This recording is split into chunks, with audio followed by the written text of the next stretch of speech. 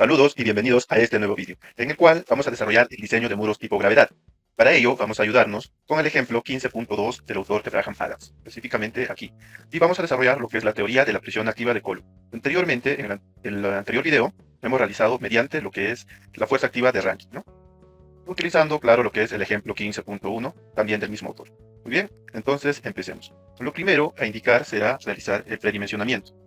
Como podemos ver a través de lo que es la altura h, las demás dimensiones colocan un factor mínimo o un intervalo para realizar lo que es el predimensionamiento. Muy bien, entonces colocaremos una altura de 6.5 y d sería la altura del relleno. Haciendo una proporción de triángulos, debemos obtener que esta dimensión supere a este 0.02. Muy bien, hacemos eso y vemos que este 0.04 supera, lo cual cumple. Para lo que es la punta, nos recomienda de 0.12h a 0.17h. Realizando los cálculos obtenemos los siguientes valores, por lo tanto debemos colocar un valor entre estos, ¿no? En este caso colocaré 0.8. Muy bien, continuamos y acá nos indica que el valor debe ser 0.3 mínimo. Muy bien, yo le voy a colocar 0.3. Correspondiente al talón nos recomienda entre 0.12h y 0.17. Calculando nos da entre este valor, entonces colocaré 0.8. Y la base tiene que ser entre 0.5h a 0.7h. Calculando obtenemos los siguientes valores y yo colocaré, como es 3.25, colocaré 3.5. Muy bien, ahora vamos a colocar los datos correspondientes a nuestro muro. Cabe indicar que el color corresponde también a las flechas y podemos realizar o jugar con los datos para ver o especificar el muro que nosotros necesitamos diseñar. Por ejemplo, el espesor izquierdo trata de este valor. Si yo cambio acá, por ejemplo, 0.5, estaría aumentando este valor. Bien, vamos a dejarlo tal como antes. Este sería el espesor izquierdo. Altura izquierda es el celeste, sería este valor de aquí, que es 5.7. Si yo modifico, en acá, por ejemplo, si lo coloco 6, aumentaría ese valor, ¿no? Y acá estaría calculando el ángulo de inclinación izquierda, quiere decir este ángulo que tenemos acá, que sería simplemente la división entre estos dos valores, ¿no? Muy bien. La altura del relleno también debemos colocar acá 1.5, en este caso si yo coloco 2, va a aumentar lo que es esta altura del relleno. Muy bien, vamos a dejarlo en 1.5 y la altura total calcula, ¿no? Mediante los datos que hemos colocado. Asimismo, tenemos lo que es la diferencia de alturas, que sería este valor, la altura de la punta, que sería 0.80, que sería este valor, también es modificable, por ejemplo 1 coloco y aumenta ese valor, ¿no? Lo que es el espesor de la punta, también a 0.80, puedo modificar colocando 1 y ahí ya estaría aumentando. ¿Bien? Dejemos tal como está. Y automáticamente calcula la base. Entonces podemos tantear hasta obtener la base que nosotros requeramos utilizando los datos. Asimismo, la base superior, esta base de acá, le estoy colocando 0.60. Si yo coloco 0.80, aumentaría ese valor, ¿no? Bien, vamos a dejarlo en 0.60. Y acá tenemos carga distribuida. Si yo tuviera una carga distribuida, la coloco. En este caso, el ejemplo no nos da. Y también un ángulo de inclinación, ¿no? En este caso, vamos a ver 10 grados. 10 grados y también tendría un ángulo de inclinación. Y si tendríamos una fuerza, también podríamos colocarla, ¿no? Muy bien, por el momento el ejemplo nos está indicando que es sin carga y no tiene un ángulo. Así vamos a recrear lo que es este ejemplo para comparar los resultados y dar algunas conclusiones. Muy bien, ahí lo tenemos. El espesor de la derecha, ED, sería este valor de acá. El que tenemos acá, ¿cuánto es? 1.53, puedo aumentarle a 2 y aumentaría ese valor, ¿no? Es 1.53 y altura de la derecha, que es el mismo correspondiente acá, ¿no? Es este mismo valor, por eso no es modificable. Ángulo de inclinación de la derecha, automáticamente calcula, acá sería 74 grados con 97, 74.97, ¿no? Bien. Y las propiedades del suelo, muy importante, el peso específico en kilonewtons por metro cúbico, phi, el C1, 0, y altura del talón. La altura del talón sería este valor, que no es modificable porque acá ya lo hemos colocado de la punta, ¿no? Para que sea el mismo. Correspondiente al espesor del talón, acá sería este valor, 0.30 estamos colocando, podría colocar, no sé, 0.50 y modificar, ¿no? Por el momento vamos a dejarlo 0.30 y estas serían las propiedades del suelo 2, que también nos dan los datos, ¿no? Con estos datos vamos a realizar los cálculos correspondientes. Muy bien. Recordemos que todos estos datos que hemos colocado los estamos colocando de acuerdo a los datos que tenemos del ejemplo que queremos desarrollar. Acá lo tenemos todos estos datos, ¿no? El phi, el peso específico. Y ahora nos tocaría realizar o seguir la secuencia de la solución. En la solución, primero tendríamos que calcular lo que son las fuerzas. Ahí tenemos las fuerzas. Primero tendríamos que calcular lo que es la altura total, que sería la suma de este valor más todo este valor, que sería 6.5. Ahí lo tenemos, 6.5. Luego vamos a calcular la fuerza activa de Coulomb. En el anterior video hemos calculado mediante el Rankine. Ahora vamos a calcular mediante Coulomb. Y ahí tenemos todos los ángulos que nos dan, ¿no? Alfa, en este caso alfa es 0. Alfa sería este valor de aquí. Si yo colocaría acá 10, ese sería el valor de alfa, ¿no? Pero en este caso no tiene inclinación, por lo tanto es 0. Si yo colocaría 10, le vamos a colocar 10, acá automáticamente en fuerzas estaría calculando ese 10 para realizar los cálculos correspondientes mediante la fórmula, ¿no? Es 0, regresamos y tenemos phi, que sería este valor de acá, jalando simplemente. Tenemos teta, que sería este valor 90 menos el K17.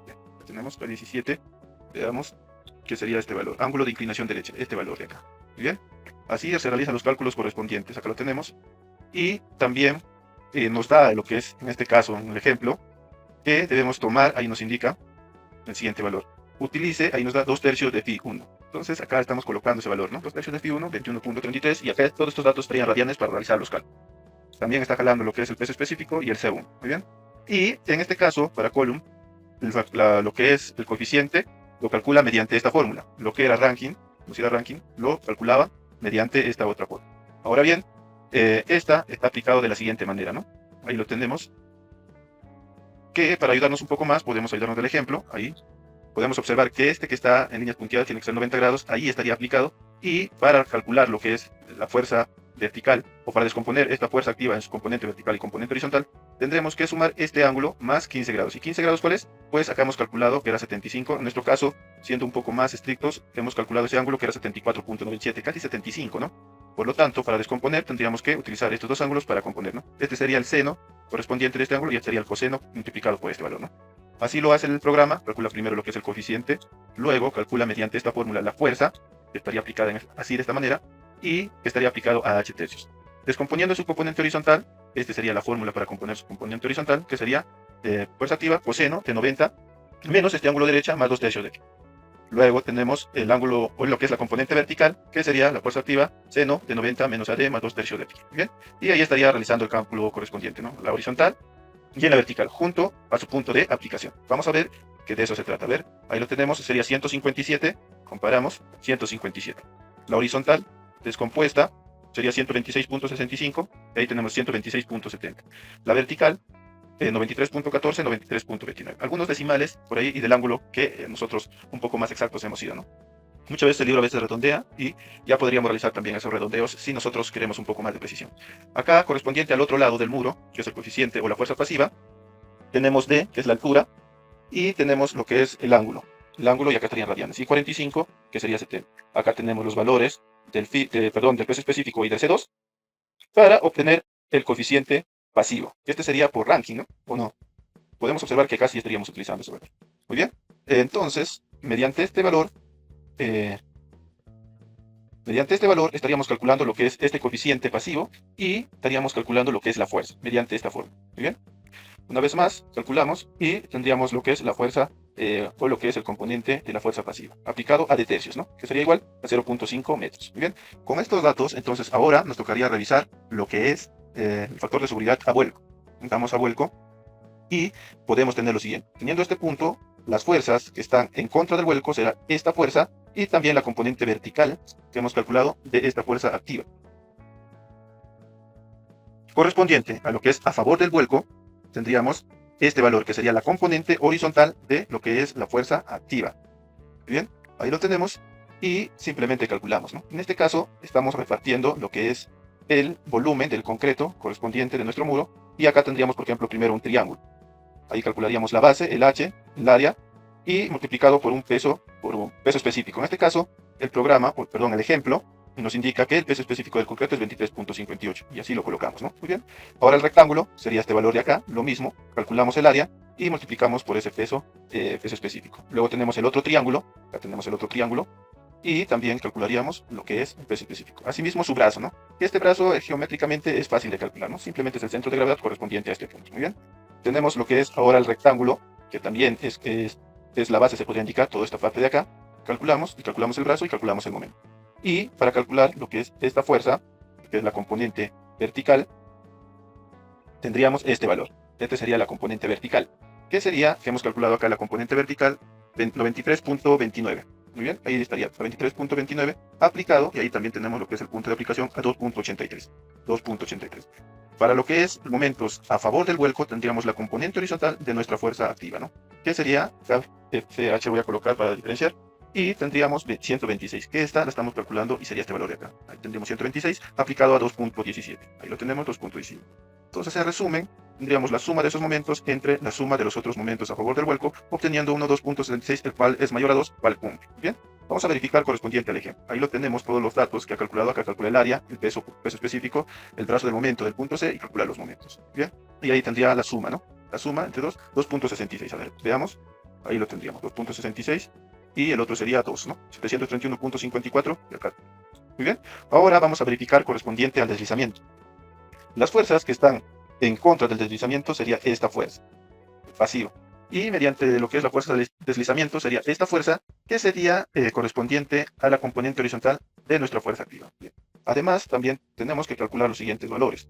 Vamos a ver ahorita rápidamente. Primero sería este valor. El ejemplo nos indica lo siguiente. Sumatoria de las fuerzas verticales multiplicado por tangente de 2/3 de pi2. Esto primero sería un valor, ¿no? Entonces acá, la hoja de cálculo está jalando lo que son la sumatoria de fuerzas, que lo hemos calculado en acá, ¿no? Acá tenemos la sumatoria de fuerzas, y ahí está. Tangente de 2/3 pi está calculado, entonces multiplicamos estos dos y obtendríamos 103.48. Pero vamos a ver, y ahí tendríamos 103.45, ¿no? Muy bien. Luego, ¿qué más tenemos? Tenemos que calcular ahora el siguiente valor, 2/3 de C2 por la base. Entonces ahí tendríamos 2/3, acá tenemos C2, está jalando del valor, datos K34 indica, este sería el valor, y multiplicado por la base, 3.5, teniendo una fuerza de 70. Y vamos a ver 70. Y la otra fuerza, que ya hemos calculado este valor, sería 186.